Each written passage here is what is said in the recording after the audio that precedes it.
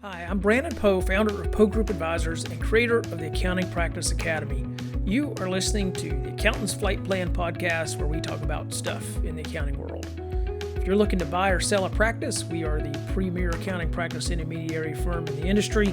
Check us out at pogroupadvisors.com.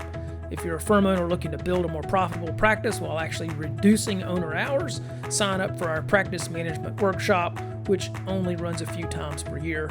Learn more at accountingpracticeacademy.com. Welcome to the Accountant's Flight Plan podcast. I've got another team member as a guest today, Lawrence Ball, and so I'm really excited about today's podcast. And just a little bit about Lawrence. She's been in business development and account management for over 15 years.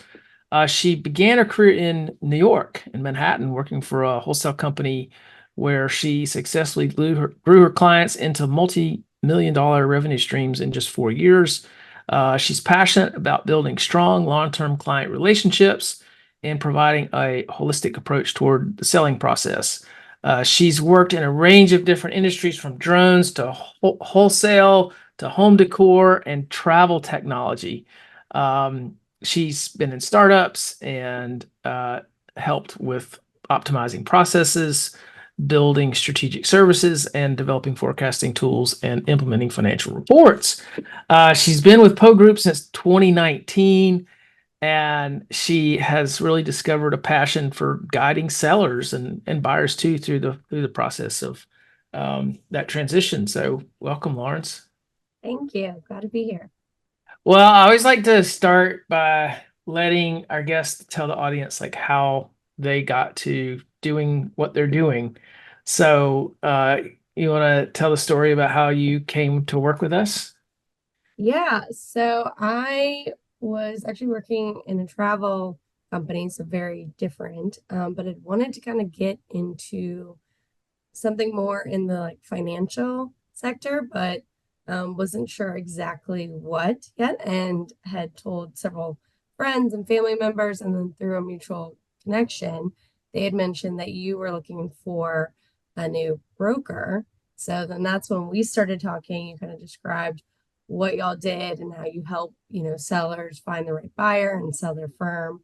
And so once we started talking, yeah, just kind of worked out really well. And now, as I was just saying to you, but this is going to be my career, which is exciting because I've had very different industries, or worked in very different industries, but really enjoy what I do and find it very fulfilling. Well, I mean, you took to it right away, and it's been fun, and you've had some really interesting deals since you've been with us, and it's 5 years in, so you've Yep. got a great bit of experience now, and so I want to talk to you a little bit about sort of best and worst, or maybe not best and worst, easiest and toughest. Let's call it that. Okay. Yeah. Let's talk about maybe the easiest deal you've Okay. had and kind of what went into that. Yeah. So easiest deals, I think as far as generally, right, the better the firm is, the more popular they usually are, the more buyers you have. So as far as being able to find the right fit, that really helps because you just have multiple buyers. So we did have an amazing firm recently, and they were doing about 1.3 in revenue, 60% cash flow to owner hours less than 1,000. And that owner was also really open to talking to a lot of buyers. We end up having 11 offers on that firm. So it was pretty crazy. I would say the negotiating that made my life definitely easier. But it was nice because it made it so where I kind of talked to the seller, like all things being equal, because he could really kind of demand what price he wanted, who was the best fit. And so even though it was a cloud firm, it ended up actually being a buyer who was right down the street, or maybe 15 minutes away. And they were just a really great match. And the buyer was one of the most organized buyers I've actually seen. And they were, perfect together, and ended up doing a deal together, and the owner actually kept a small percentage because he believed in the buyer so much and knew that he was going to just continue to grow and make it very successful. So Nice. Yeah, I remember that one. It was easy, but we had a scheduling challenge. Like it was hard to schedule all the buyers it was and hard to keep up with them because we were a little inundated with so many. It was yeah. just such a great firm. But yeah, Carol for being like, there were at least like, I don't even remember how many buyers a day would come in to try and schedule a meeting, and it moved very quickly too. Yeah, I remember the scheduling challenge and yeah, that's a good problem to have. If you're selling your firm and you can't keep up with all your buyers, that's an awesome problem to have. Yeah, and I think it just shows too, like when sellers have their like processes in place and they have really strong employees that, they really can get amazing deals, get amazing buyers, and it just makes it easier in ways to find the right person, right? Yeah. Because you just have such a demand. Yeah, you want to make your practice more marketable, just build a better firm. Those are the easiest to sell. That's what we always tell Yeah, people and I who know we've talked about like one thing I always find interesting is actually like the less that you work in your practice, like the more money you can usually get for your practice. Like I think, as far as like the things that buyers really look at the most, a lot of times it's clearly cash flow, but also owner hours, especially there are a lot of buyers out there looking to buy multiple firms. So if you have lower owner hours, then they can really take it and expand. yeah. Yeah, exactly. There's capacity there and a lot more buyers can jump in and buy that firm. So let's turn the page and talk a little bit about your toughest deal. And we talked a little bit about this before, hitting the record button today, but I remember this deal. It was tough it was a tough one. So yeah, Yeah. I'll without further ado, tell us about that Yes. one. So it was actually a four owner firm, but two owners own the majority by far. Um, and so there was definitely a good amount of interest in it. Great location, great firm, strong cash flow. Um, but they ended up going with a private equity buyer. And so that was definitely different. We did get the private equity to go straight to a contract. So I think that really helped to get some of the agreements done up front, but there were a lot more agreements that had to be worked out because also one of the owners was younger and wanted to keep a percentage of the firm. So I mean, we had to do operating agreement. I think that was over like 50 pages. And with private equity, there's just every like detail is being thought out. And I mean, we were even looking at negotiating, okay, like if something happened, worst case scenario, where does the percentage go to? Who does it fall to? So that one, Meaning I think I debt, was, meaning if somebody died, yeah, you if had to, somebody died, who does the ownership go to? All those things had to be really thought out. And I think I was talking to the buyer and seller like once a day, probably every day for 3 or 4 months to get yeah. it to fully close. Yeah. Yeah, and they brought a third party in for due diligence, if I recall, and the due diligence was pretty intense and There was over probably 100, 150 due diligence items, which I think for, some other type of deals, normally CPA deals are not nearly as complicated, right? Normally we see maybe like 10 to 20 due diligence items. It can be a little bit more depending on the type of firm, but this was a lot more extensive. yeah, yeah. Yes, and it was this private equity firm's first purchase, was it not? Yes, it was. So so that was the other thing. I think some private equity buyers out there have bought multiple firms and they sort of know the ropes, but if it's their first one, it's it takes a little breaking in of the buyer, so to speak. Yeah. There was like third party due diligence, third party lawyers.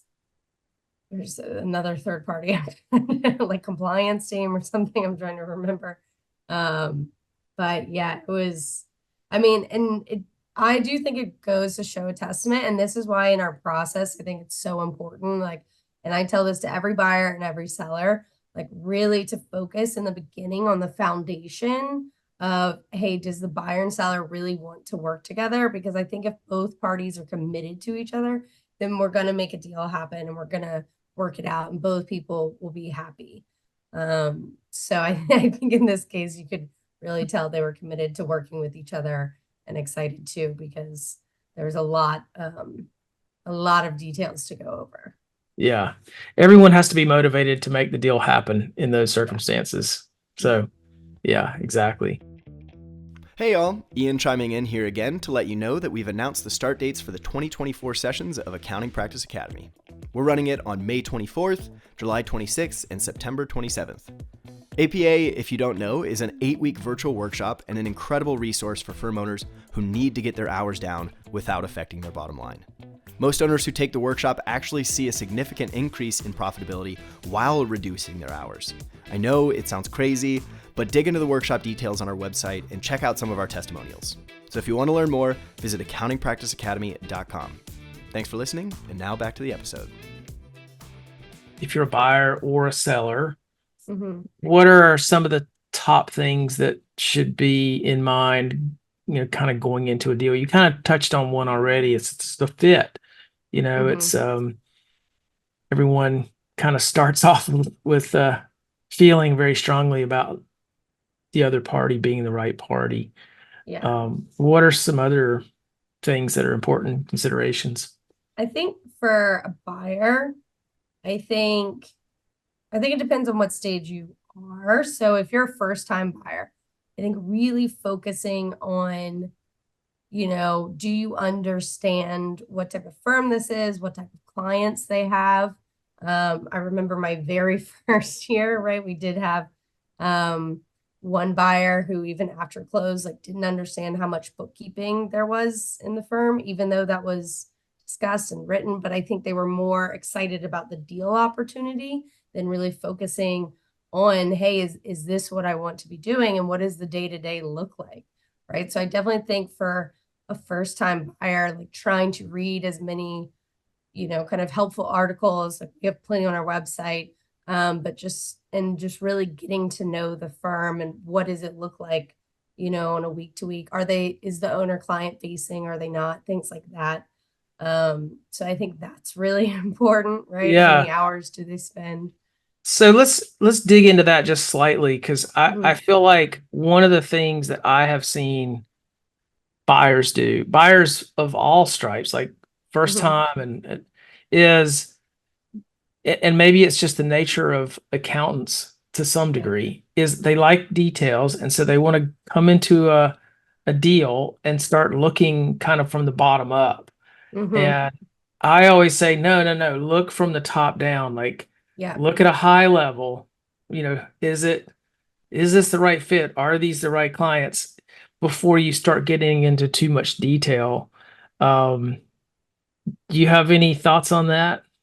Yeah, I definitely agree. I mean, I think when people just are only looking at numbers, I almost think it's like a safe place because they understand those, right? But you really got to understand like the culture. Like, is this a firm that, is more high energy, or they are going to sit with clients for an hour? I mean, I think even simple things like, hey, do they talk on the phone all the time? I mean, I've had a buyer who's like, oh yeah, we don't talk on the phone. It's all email.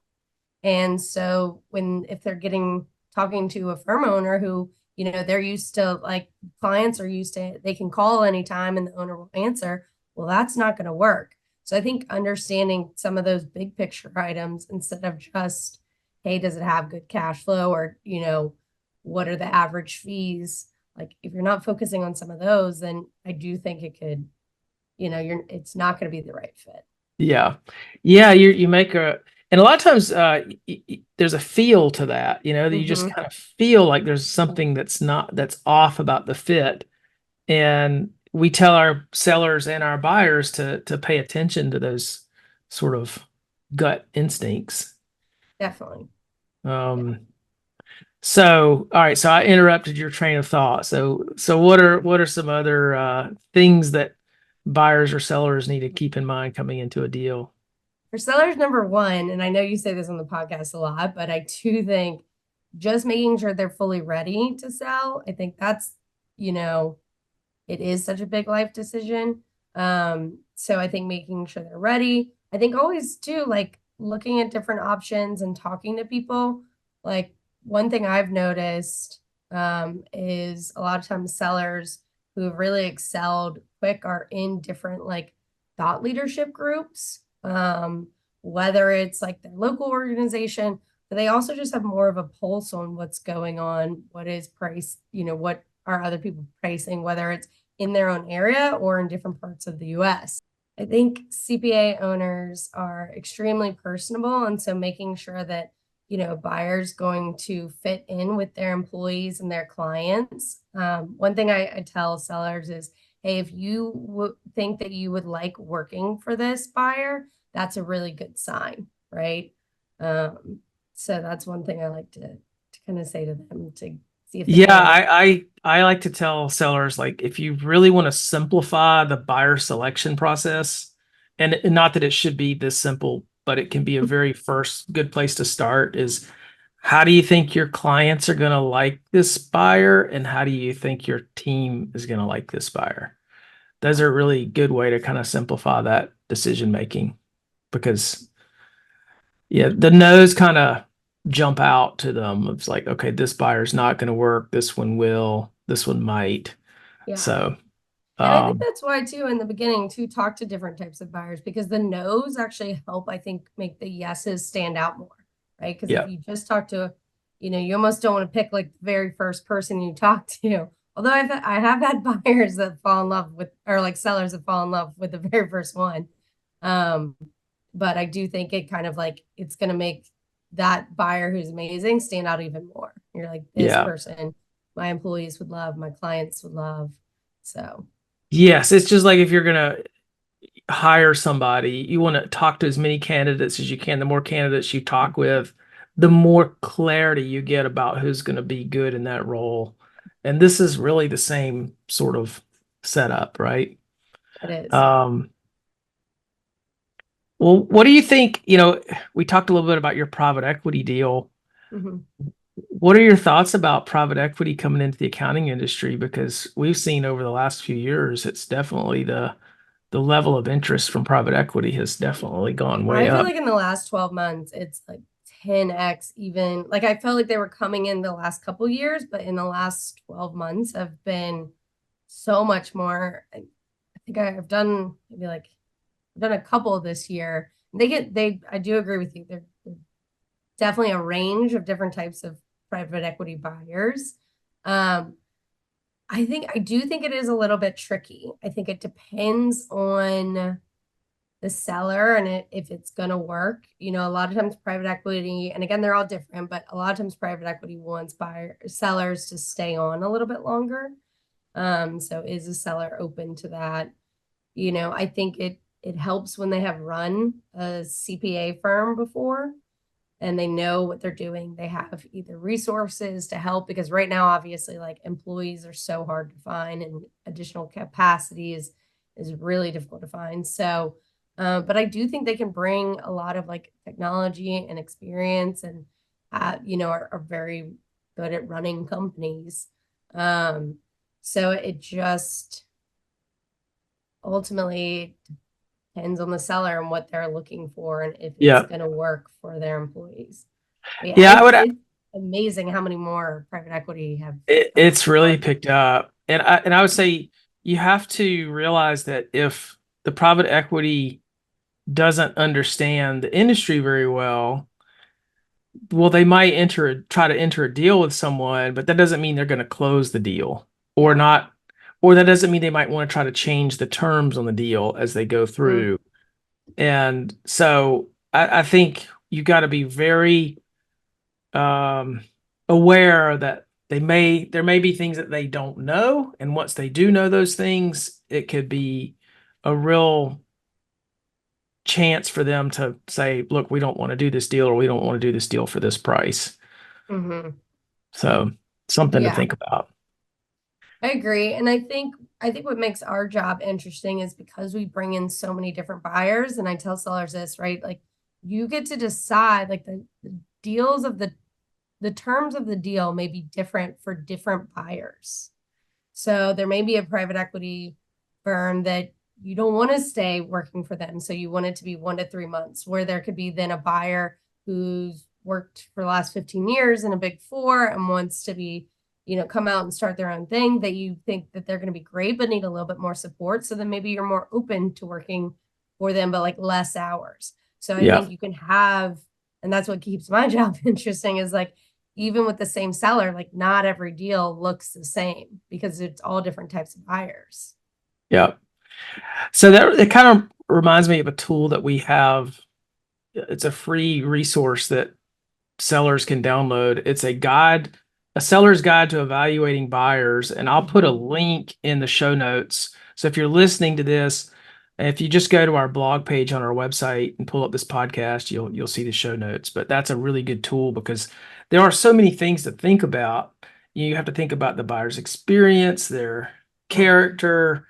There's just a lot of little nuances, and that's a really good tool for thinking about that. And that's why we talk to like our sellers after every single call to go over who they liked, well, I shouldn't say didn't, but why they didn't think someone was a good fit or why they did, right? And like, you'd be surprised. Like it really does help to take those notes because especially sometimes there's a lot of buyers. And so trying to figure out, who they want to move to the next stage with. And because sometimes, they get offers, but if it's not the right fit, they're going to pass even with a strong offer, Yeah. Yeah. And if it's not the right fit, then the buyer might figure that out before closing and you might not have a deal anyway. So there's that too. Yeah, true. Well, let's turn the page. I've got a couple little final questions for you. Yeah. What are you currently reading? Currently, I'm reading Shoe Dog by Phil Knight, which is all about Nike and how they started. A lot of people don't know this, but Phil Knight was a CPA. I think he was a CPA at Price Waterhouse. I forgot about that. Yeah. It's really interesting to especially for so many like owners that we work with, right? But like all the trials and tribulations, and you think some things are just like overnight successes. And so it's interesting to hear about how many times he almost like completely failed or, the company almost ended. But how that persistence is like the number one reason for success. Yeah. That's awesome. And while we're talking about books, what do you consider to be one of the most impactful books you've ever read? I'm sure this is like a very popular one, but Atomic Habits. I just like the idea of habit stacking. I'm not even something simple like right after you brush your teeth and you drink a glass of water. But I do think, habits make up so much of how you're successful. I saw something the other day that was talking about, I think it was with runners, but it was like everyone has the same goal to win, right? But it's the people who have the best processes and that end up being the ones to win, right? Like what are the processes and systems that get you to your goal? Nice. So, working on some of those. Lawrence, this has been a fun conversation, and we really kind of got into some interesting aspects of deal making, and I really appreciate your perspective, and it's been a pleasure, and so thanks for coming on. Yeah, no problem. It's been fun. Thanks for listening to the Accountant's Flight Plan podcast. If you like what you heard today, please follow us so that you can get updates when new episodes are released, and share our podcast with your friends and colleagues. You can also follow Poe Group Advisors on social media. Please visit our website for more information at poegroupadvisors.com.